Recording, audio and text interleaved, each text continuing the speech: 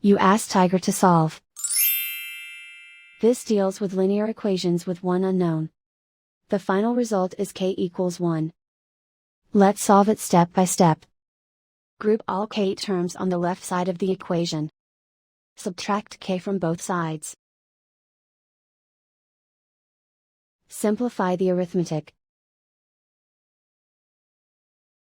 Group like terms. Simplify the arithmetic. Isolate the k. Divide both sides by 5. Simplify the fraction.